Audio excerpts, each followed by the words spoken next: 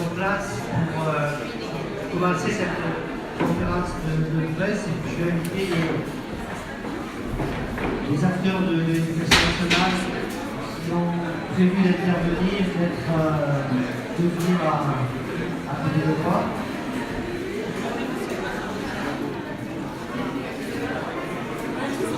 Oui, bien sûr.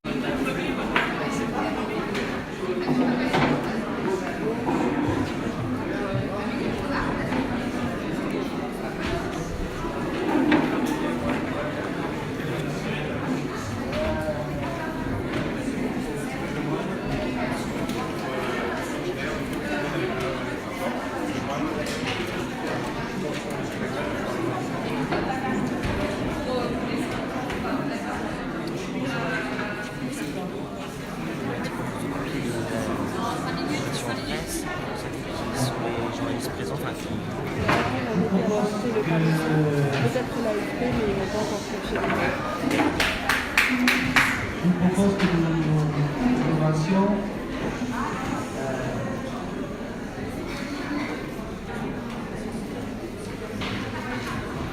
Merci pour votre mobilisation.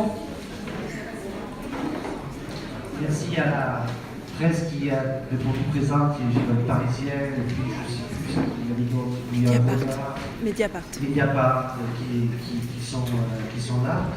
Je suis entouré de Rachel Schneider, qui est la secrétaire départementale du SNUIPP FSU 93, à ma droite, de Rodrigo Arena, qui est le représentant de la SCPE, de Stéphane Lemoine, qui parlera au nom des enseignants du secondaire de la ville de la Courneuve. Il y a également à ma gauche Zainaba, qui est conseillère des départementales. On a souhaité, moi je me fais que le porte-parole, organiser cette conférence de presse parce qu'on est face à une situation que nous estimons extrêmement gravissime pour l'école, pour l'éducation, et sur des territoires comme le nôtre, l'ensemble des familles de notre ville savent combien l'éducation est un des derniers piliers qui existe encore un tout petit peu pour accompagner les enfants, les adolescents vers l'acquisition des savoirs et la constitution de chemin vers pour devenir un individu à part entière qui puisse prendre éventuellement sa place dans notre société. Et aujourd'hui, on est face à une attaque en règle je serais tenté de dire, de la maternelle au lycée pour ce qui nous concerne. Et on ne peut que se féliciter d'une mobilisation qui couvre l'ensemble du champ de l'éducation sur notre ville, dans les écoles élémentaires, maternelles, aujourd'hui un mouvement très très important dans les collèges et aussi dans les lycées, parce qu'il y a cette perception partagée qu'aujourd'hui est en danger, au fond, l'éducation nationale, avec les différentes mesures qui sont prises, avec les différentes lois. Je laisserai les enseignants expliquer cela, mais aussi à travers toutes les mesures restrictives, avec la suppression de moyens dédiés à l'heure de cours dans les collèges, dans les lycées. Naturellement, la collectivité, la municipalité s'est tout de suite mobilisée aux côtés des acteurs de l'école, que ce soit les enseignants, mais aussi les parents, pour créer les conditions de donner le plus de force à ce mouvement, parce que nous estimons qu'il est particulièrement injuste que sur des territoires comme le nôtre, qui ont tant besoin de services publics, on continue à déshabiller, déstructurer, ce qui encore crée les conditions de faire qu'on se considère dans un même territoire, dans une même république. Et donc, on le fait avec d'autant plus de force et de détermination que peu de temps avant ce début de mobilisation, le directeur d'académie nous avait demandé à nous voir avec Muriel Tendron, adjointe à l'éducation, et il est venu tout simplement nous expliquer, écoutez, monsieur le maire, depuis un certain nombre d'années, on fait des choses intéressantes, notamment avec l'accompagnement éducatif le soir. Et à partir de la rentrée de septembre 2019, cet accompagnement éducatif, nous allons l'arrêter. C'est 310, 320 000 euros, chiffre consolidé, 330 000 euros qui disparaissent de cet accompagnement éducatif. La ville avait déjà complété cet accompagnement éducatif en mettant elle 150 000 euros, de façon à ce que on ne parle plus de ces orphelins de 16 heures comme certains ministres parlaient il n'y a pas encore si longtemps. Et là, de ce coup, du jour au lendemain, on va nous expliquer ça sera terminé. Donc on était particulièrement ulcérés et peu de temps après, on est invité à participer à la nuit des collèges et là, j'apprends qu'au lycée Jacques Brel, les dotations horaires conduisent à supprimer pareil les heures d'études du soir. J'apprends que les dédoublements de TD vont devenir impossibles. J'apprends que dans les collèges, on est dans cette même dynamique, et donc une situation qui ne peut pas découler du fruit du hasard, mais qui est une véritable déclaration de guerre à l'école, qui est posée par le ministère avec une vraie logique qui s'attaque à tous les pans de l'éducation nationale.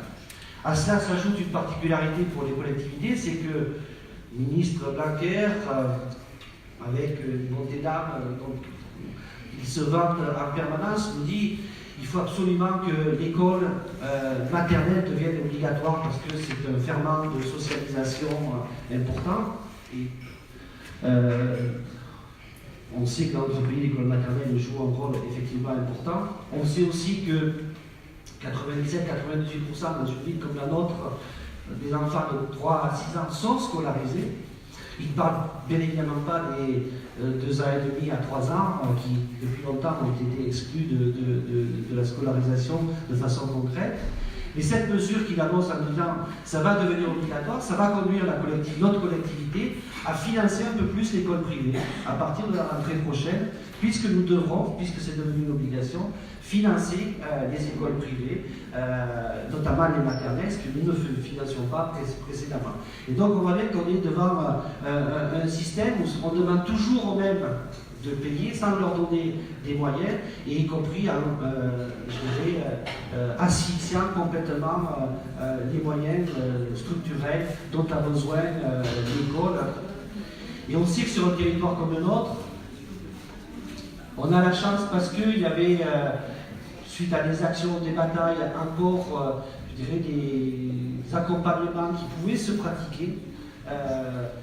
Que là, on est en train d'achever, de déshabiller, de déstructurer l'école dans ce qu'elle peut représenter. Et avec ça, de mon point de vue, on met un coup de poignard dans le dos des enseignants qui sont mobilisés, sont attachés à leur métier, font le mieux qu'ils peuvent tout au long de l'année.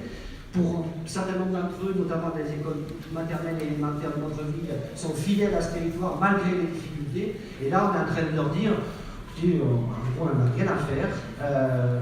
Et puis, s'il y a des turnover, ça continuera comme ça. On sait déjà que notre territoire, depuis 1993, notamment dans les collèges en REP et en REP+, accueille, contrairement à la moyenne nationale qui est de 21%, accueille 65% de primo-enseignants.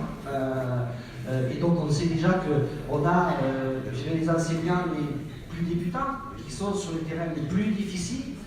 Et avec ce qui est en cours de préparation, ça risque de faire qu'augmenter encore ces turnovers et donc cette fragilité de la structure éducative que l'engagement des enseignants, des directions scolaires, des administrations avait su petit à petit malgré tout construire. Donc c'est pour ça que nous sommes là pour pousser ce cri du cœur et puis surtout pour dire nous n'acceptons pas et nous refusons d'accepter cet état de fait et nous continuerons à être déterminés, mobilisés pour empêcher cet état de fait. Je vous remercie.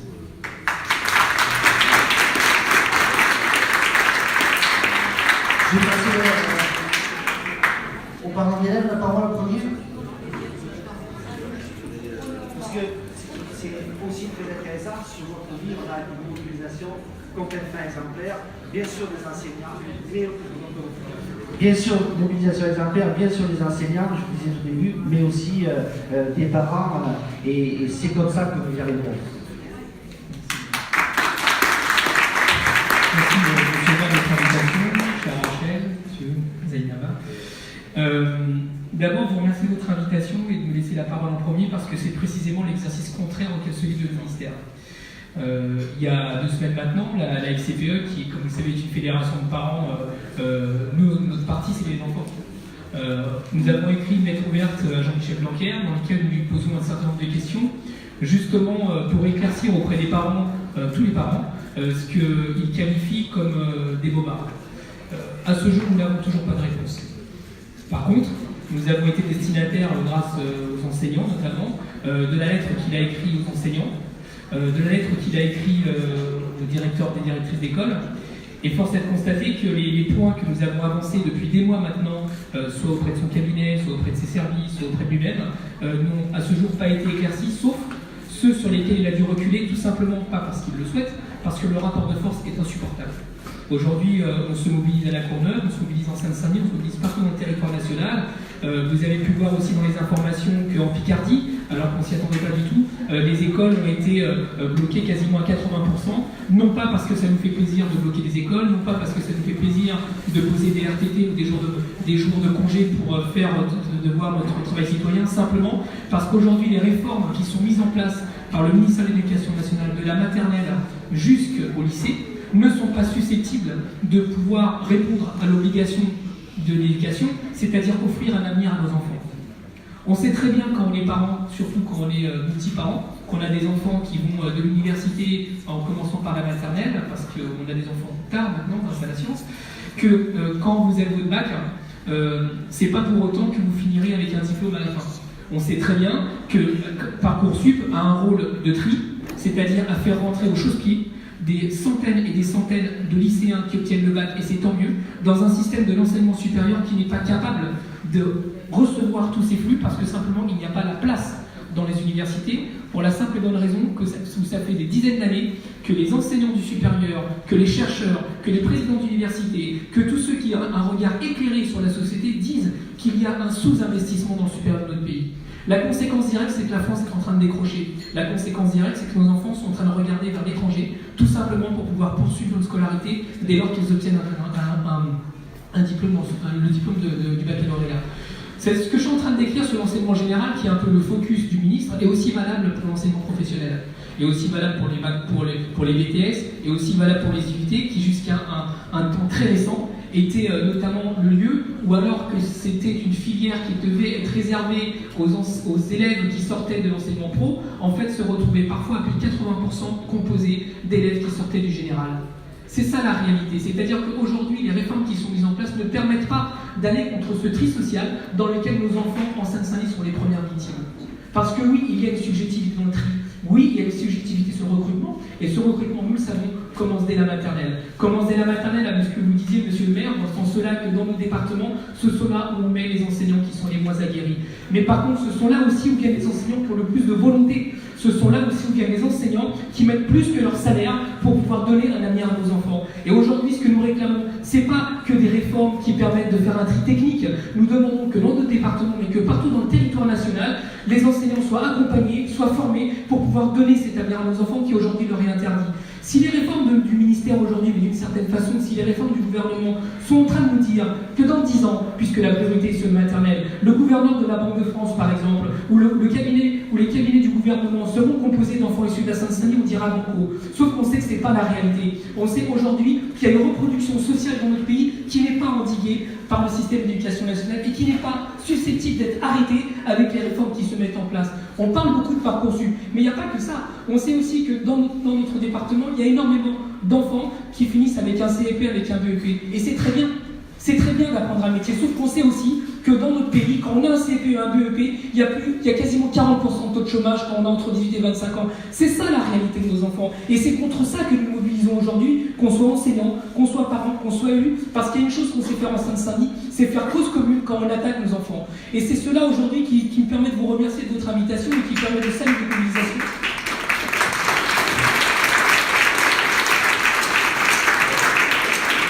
Une mobilisation qui ne va pas s'arrêter. Il faut être rationnel. On est un certain nombre ici à être issus du mouvement social, on est en plein dedans. On sait qu'aujourd'hui le gouvernement est en train de parier sur l'essoufflement des vacances. Les vacances, comme vous le savez, dans notre pays sont différentes selon que vous êtes en Ile-de-France, selon que vous êtes en région PACA, selon que vous êtes dans le Nord, puisque simplement le calendrier scolaire est adapté, on le sait très bien, aux lobbies qui sont les lobbies du tourisme, mais qui ne sont pas adaptés au rythme de nos enfants. Donc la question aujourd'hui, c'est comment est-ce qu'on rentre dans une autre étape? Comment est-ce qu'on rentre dans une autre mécanique aussi, qui font qu'on va sortir, en tout cas c'est la proposition qu'on doit faire, je pense, mais c'est vos assemblées générales qui le décideront, c'est pas ça, les ordres ne viennent pas de Paris, les ordres ne viennent pas de Rollin pour la FCPE, ne viennent pas, et certainement pas de la route Grenelle pour le ministère, c'est comment est-ce qu'on va sur une contre-réforme, comment est-ce qu'on fait des propositions, et on les a, pour pouvoir proposer une autre école, une école qui offre un avenir à nos enfants, c'est-à-dire que ça ne s'arrête pas quand on a 18 ans, quand on a le bac, ça continue après, parce que nos enfants ont la responsabilité d'apporter les réponses au monde qu'on est en train de leur livrer. Je disais tout à l'heure à l'Assemblée Générale, sous ton contrôle puisqu'il était dans le secondaire, il y a la réforme du lycée qui va se mettre en place. On sait aujourd'hui, parce que les spécialités sont tombées, et vous êtes au cœur du choix, que les spécialités selon le lycée dans lequel nos enfants sont scolarisés n'auront pas accès aux mêmes spécialités. Quand on est ministre et qu'on dit que justement la réforme c'est la liberté du choix, alors ça veut dire qu'il faut l'intégralité du choix, et pas simplement celles qui sont dépendantes des enseignants qui sont disponibles, parce que non seulement c'est une tarte à la crème et une tartufferie qu'on dit aux enfants, mais surtout c'est mettre les enseignants en difficulté de devoir assumer une réforme qu'ils n'ont pas les moyens de mettre en œuvre. Et c'est nos enfants qui en feront les frais. Je donnais tout à l'heure l'exemple de l'écologie. Les élèves et lycéens se sont mobilisés très fortement dernièrement à Paris, à des milliers, en disant que le réchauffement climatique était une préoccupation majeure, qu'on ne pouvait pas continuer à balancer du plastique dans les océans et continuer à manger n'importe quoi, notamment dans les restaurations collectives, que ce soit en Seine-Saint-Denis ou ailleurs. Mais si à un moment donné la spécialité écologie et biologie est réservée au lycée agricole, mais comment allons-nous donner les moyens à nos enfants de s'approprier de façon citoyenne leur avenir et de leur donner les outils pour pouvoir affronter la poubelle qu'on leur laisse pour les 50 années qui viennent? Voilà les enjeux auxquels nous sommes confrontés, nous en tant que parents, voilà les enjeux auxquels sont confrontés les élèves et nos enfants, et voilà ce à quoi ces réformes ne répondent pas. Et c'est pour ça qu'on est mobilisés, parce que nous avons la capacité citoyenne aujourd'hui d'appeler une mobilisation générale à l'échelle du territoire national pour proposer des solutions réelles, concrètes, pragmatiques, pour pouvoir faire en sorte que cette école soit l'école des enfants et non pas l'école des ajustements budgétaires. Voilà l'enjeu qui est devant nous et ce à quoi nous nous mobilisons tout à l'heure. Merci.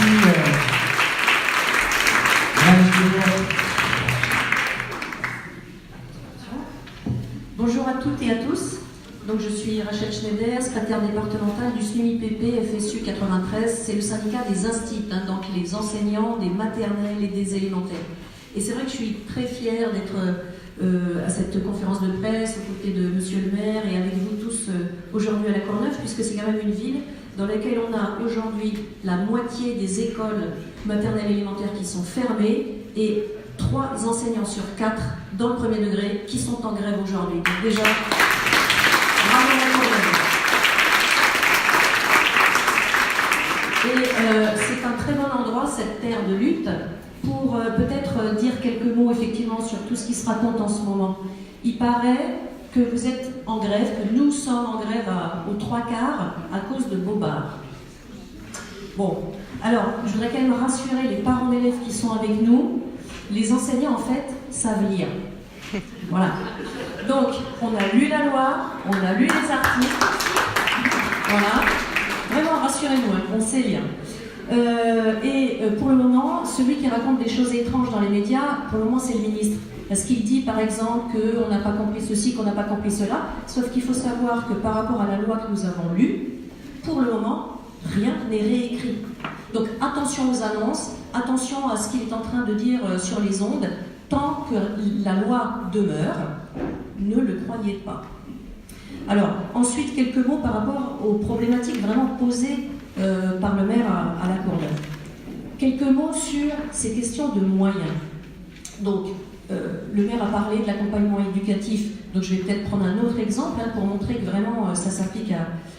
cette problématique, elle s'applique dans tous les domaines. Et je vais prendre volontairement la mesure phare du ministre. C'est le dédoublement des CP-CE1 en éducation prioritaire. Vous savez, c'est quand on divise la classe par deux pour qu'il y ait moins d'élèves en CP et en CE1 en éducation prioritaire. Eh bien, la Seine-Saint-Denis, c'est le département qui a le plus grand nombre d'écoles en éducation prioritaire en France. Eh bien, c'est le département où ce ministre qui affirme qu'il va s'occuper de l'éducation prioritaire, qui va s'occuper des premières années de l'école, etc., qu'il en fait une priorité, eh bien, il n'a pas été capable de créer suffisamment de postes. Il nous manque une centaine de postes pour que le dédoublement annoncé en CE1, en REP+, à la prochaine rentrée, se fasse dans notre département. Donc, moi, je trouve que c'est vraiment l'illustration d'un décalage énorme entre l'affichage, entre les annonces et ensuite l'investissement réel derrière. Et je dis bien, on est pourtant là sur la mesure phare, l'affichage, la mesure emblématique. Ensuite, sur les locaux, une ville comme La Courneuve est entièrement en REP+. Ça veut dire que les 13 élémentaires de La Courneuve doivent toutes dédoubler les CP et les CE1. Est-ce qu'une ville comme La Courneuve a eu les aides financières de l'État à la hauteur pour les locaux, pour les aménagements, pour les travaux nécessaires? Non, c'est prioritaire. Donc voilà, ça aussi est l'investissement réel. Après, je pense qu'il faut dire juste quelques mots, et là aussi, monsieur le maire en a parlé tout à l'heure, de cette loi Blanquer qui fait qu'on est mobilisé aujourd'hui, toutes et tous ensemble, au niveau où on est, par exemple, à La Courneuve, parce qu'effectivement, c'est une loi qui, d'après nous, veut structurer le système éducatif d'une manière inégalitaire.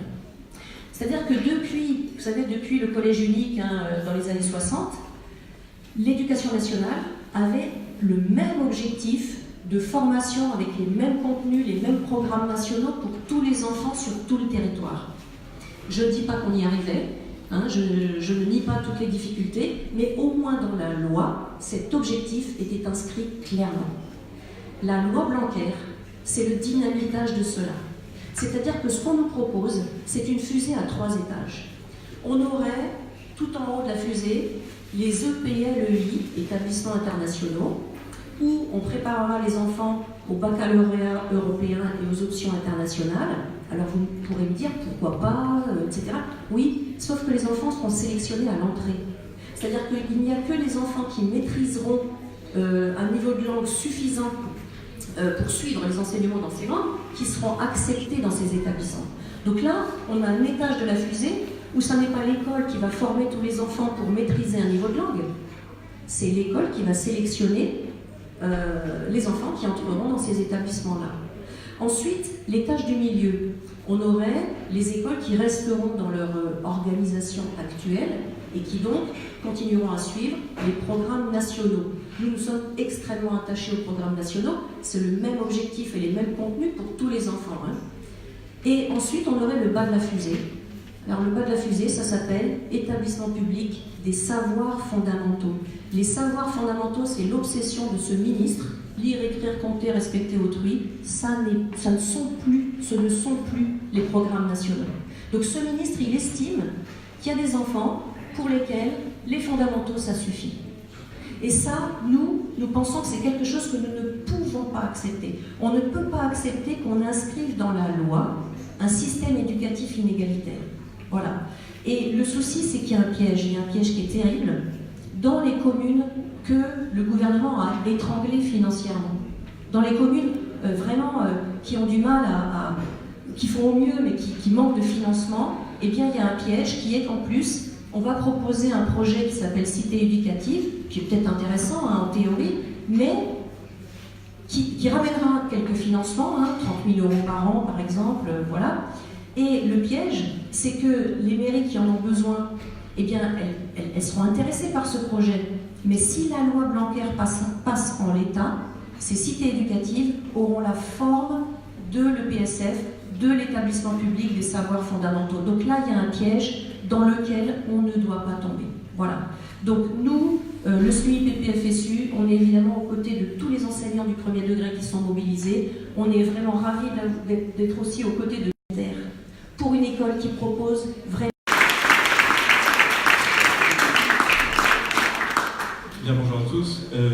Steven Lemoine, donc je suis professeur au lycée Jacques Brel, mais je m'exprime ici au nom de l'ensemble des établissements secondaires de la Courneuve. Alors d'abord, je commencerai par dresser un constat, le constat du succès de cette mobilisation, puisque dans les établissements de la Courneuve, la grève a été massivement suivie. On a plus d'une centaine de professeurs qui étaient en grève aujourd'hui dans les collèges et lycées. Et enfin, le dispositif école déserte, qui a été mis en place, il faut le dire, par les parents d'élèves, eh bien, a massivement fonctionné également, puisque le seul lycée général et technologique de la Courneuve n'a accueilli aucun élève, et deux collèges sur 3 n'ont également accueilli aucun élève ce matin. Donc merci aux parents d'élèves pour avoir mené cette mobilisation.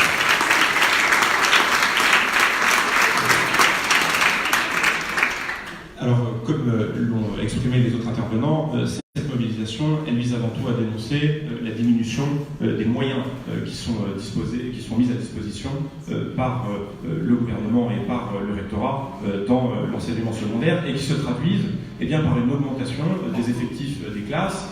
C'est le cas notamment au collège, où on aura désormais des classes à plus de 24, et c'est également le cas au lycée, où le rectorat nous a affirmé il y a plus de 2 mois qu'il était normal d'avoir des classes à 35 en première générale dans toutes les sections. Donc cela, nous le dénonçons et nous le contestons. Cette réforme également se traduit par l'impossibilité de reconduire un certain nombre de dispositifs qui nous semblent essentiels à la réussite de nos élèves.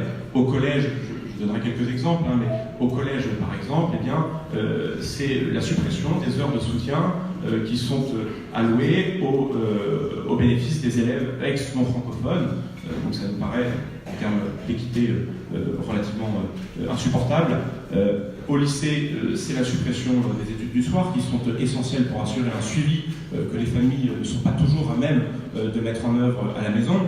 Donc, encore une fois, ça se traduit par un accroissement des inégalités. Et plus généralement, dans les collèges et les lycées, ce qu'on observe actuellement, c'est une impossibilité de mettre en place, du fait de la réforme, en tout cas une diminution des possibilités de mettre en place des demi-groupes qui nous semblent, là encore, nécessaires au bon fonctionnement de notre établissement et au suivi individualisé que nécessitent nos élèves. Enfin, et là je parlerai plus spécifiquement du lycée, nous dénonçons la réforme du lycée et du baccalauréat dans son ensemble. Je rappelle que la réforme du lycée est basée sur, l'ont rappelé les intervenants, sur un choix de spécialité. Et bien actuellement, puisque nous sommes en train de la mettre en œuvre pour la rentrée prochaine, et bien les élèves n'auront pas autant de liberté de choix que ce qui était promis par le ministre. Ils doivent choisir donc des spécialités en première, 3 en principe. Au final, on se rend compte qu'ils en choisiront 4, et que sur ces 4, on leur donnera 3 en fonction des places, en fonction des enseignants, en fonction de tout un tas de paramètres que nous ne maîtrisons pas. Et donc, c'est une forme de trahison de l'esprit de la réforme telle qu'elle est vantée dans les médias par le ministre, et ça encore, nous le contestons. Enfin, et ça nous concerne plus spécifiquement ici, cette réforme, il faut bien comprendre qu'elle met fin, et malgré ce qu'en pense le ministre, elle met fin au principe du bac national. Pourquoi ? Parce qu'elle se traduit par un contrôle continu qui comptera à hauteur de 40% de la note totale du bac. Et pour nous, bien évidemment, c'est le risque d'un bac à 2, 3, 4, 5 petites vitesses. Et on aurait bien évidemment un bac 93 qui risquerait d'être moins valorisé, à la fois pour accéder à l'enseignement supérieur, et puis à la fois pour accéder, bien évidemment, au marché du travail. Dès lors, nos attentes sont claires. Nous demandons des moyens adaptés au public spécifique dont nous avons la charge et que nous accompagnons vers la réussite. Je rappelle qu'à la Courneuve, 45% des familles vivent sous le seuil de pauvreté et que donc cela se traduit par des besoins spécifiques. Actuellement, le rectorat est en train de rogner des heures que nous avions, des dispositifs que nous avions, et donc nous avons des besoins qui sont corrélés à un public particulier, et ça, nous ne transigerons pas là-dessus. Nous demandons également à ce que la loi sur l'école de la confiance ne soit pas synonyme d'économie, de mesures autoritaires, et d'un accroissement des inégalités, à la fois entre les élèves, entre les établissements et entre les territoires. Pour l'instant, beaucoup d'entre nous ont été reçus au rectorat dans des délégations. Le rectorat refuse que nous allions faire des délégations collectives, donc nous allons individuellement, chaque établissement faisant la liste de ses revendications, mais pour l'instant, aucun signe du rectorat d'ouverture, d'apaisement, aucune volonté de répondre à ces revendications. Alors, pour poursuivre sur la mobilisation, en AG tout à l'heure, l'Assemblée Générale de Ville de la Courneuve, nous étions plus de 200 réunis par une salle qui était prêtée par la mairie, et dont je remercie encore une fois le maire pour son soutien. Nous avons été plus de 200 personnes, parents et enseignants, à voter l'idée d'une continuité, d'une amplification de ce mouvement que nous avons mené jusqu'à présent. Bien évidemment, nous allons tâcher de le mener de manière coordonnée, puisque c'est ça qui nous permettra finalement d'établir un réel rapport de force avec à la fois le rectorat et puis à la fois le gouvernement, bien évidemment. Et je dois dire ici que nous sommes déterminés, parents et enseignants, à obtenir les moyens et les conditions nécessaires pour une réelle école de la confiance. Merci. Et le retard à la Merci.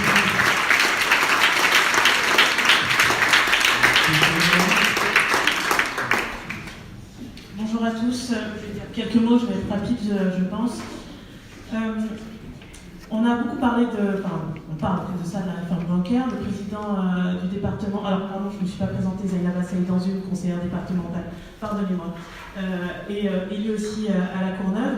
Le président Stéphane Troussel a écrit le mois dernier justement à Jean-Michel Blanquer pour lui faire part de ses craintes ses craintes par rapport à la baisse des moyens et aux annonces qui sont vraiment insuffisantes pour l'an prochain. Le chiffre a peut-être été dit, mais je vais le répéter. Le rectorat nous a annoncé 130 postes supplémentaires pour l'année prochaine. 130 postes, c'est 130 postes, on englobe les enseignants, les surveillants, l'administration, pour les collèges et lycées des 3 départements. Là, l'idée qui me vient, c'est de se dire, de qui se moque-t-on ? Le département de la Seine-Saint-Denis va passer de 128 à 130 collèges là, à la rentrée prochaine, et il aura, comme l'année dernière, 2000 élèves supplémentaires. On voit bien que ces moyens sont plus qu'insuffisants, voire ridicules. Et donc aujourd'hui, je pense que la mobilisation aussi bien des enseignants, des élus, des parents d'élèves est plus que légitime. Il y a des raisons de s'inquiéter. On peut s'inquiéter quand les dotations horaires, comme ça a été dit, sont toutes en baisse, que l'argument des heures supplémentaires ne tient plus, qu'aujourd'hui, les projets, ce n'est plus seulement les projets innovants qui sont en danger, mais même les heures de cours obligatoires. Donc pour nous, département, on n'a pas arrêté de construire des collèges. On n'a pas arrêté de mettre à disposition du mobilier, des outils pour les enseignants, pour les élèves. Donc ce qui est frustrant et dramatique aujourd'hui, c'est que tout cet investissement-là n'est pas valorisé, on n'est pas emmené par l'éducation nationale, on n'est pas suivi, on n'est pas accompagné dans les investissements que nous faisons au quotidien. Donc à la Courneuve, je vais peut-être me focaliser sur la Courneuve. Dans les 2 ans à venir, nous aurons 2 collèges neufs, celui de Jean Villard qui sera complètement reconstruit et celui au niveau du 4 et des 4 août, un collège expérimental qui aura pour ambition la culture. Et j'oublie pas aussi le collège, merci Muriel, le collège de Drancy, qui va accueillir aussi dès 2019 des élèves du quartier des 4 août. Quelques chiffres peut-être au niveau de l'investissement départemental. Ce sera juste un seul chiffre, 7 millions d'euros. 7 millions d'euros que nous investissons dans nos collèges pour des activités pédagogiques qui permettent de voyager, de rencontrer la culture et les arts, de découvrir aussi des métiers. Peut-être que les parents qui sont ici ont entendu le dispositif Odyssée Jeunes qui a permis à beaucoup de collégiens de pouvoir voyager. Justement, cette année, nous avons une classe de Politzer qui ira en Espagne. Et l'an dernier, c'était Jean Villard qui a été, et je permets d'en dire un mot, qui a été récompensé pour le travail qu'ils ont fait justement lors de leur voyage en Espagne. Donc nous soutenons nos collèges, nous soutenons nos élèves, et jusqu'à présent, un autre chiffre, désolé, 12 000 euros 12 000 € que nous investissons dans les appels à projets, notamment pour les projets qui sont mis en place par les professeurs de notre collège. Je finirai par autre chose, par dire que je suis vraiment fière d'être dans ce département qui a permis à 15 000 familles de pouvoir bénéficier d'un chèque réussite de 200 €, et pour les enfants entrant en 6e, et à la Courneuve, ça représente à peu près 400 collégiens qui ont pu en bénéficier.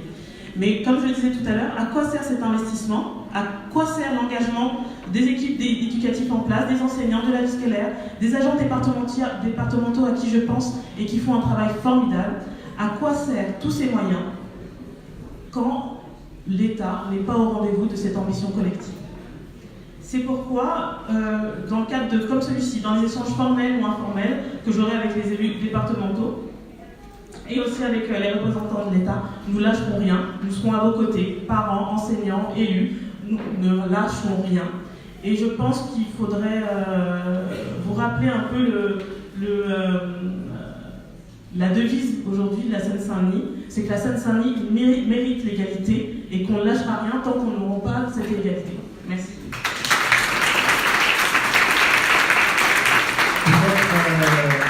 Puisqu'il y a des représentants de la presse, si vous avez des questions... Plutôt après. Sinon, peut-être des réactions parmi les enseignants, les parents qui sont dans la salle. Oui.